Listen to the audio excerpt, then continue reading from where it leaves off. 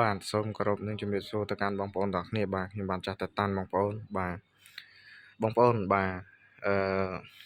នៅមុខខ្ញុំនឹងប្រភេទតាកាម៉ាបងប្អូនខ្ញុំទុំទិញបានទេបាទខ្ញុំទុំទិញយកមកដល់បាទ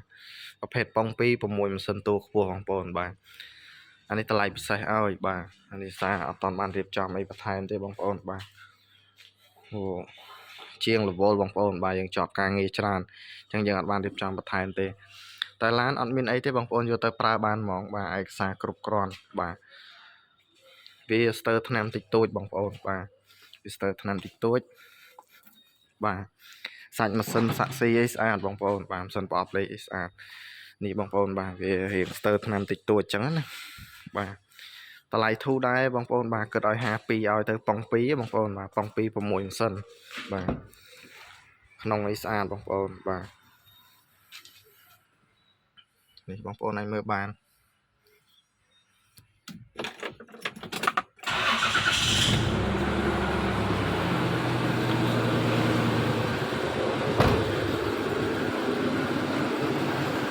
សាច់ដៃអីស្អាតបងប្អូនបាទម៉ាស៊ីនឆេះស្ងាត់បាទ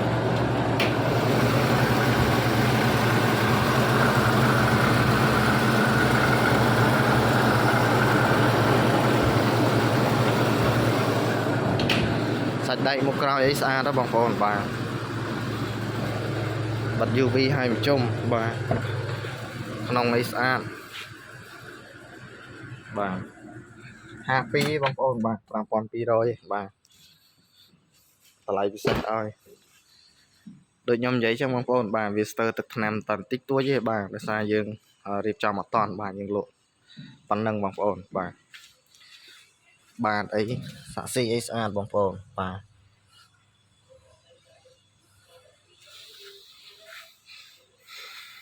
បងប្អូនណាមានចំណាប់អារម្មណ៍តាក់ទងមកបានបាទបងប្អូនដែលសួររកប្រភេទប៉ុង2បាទ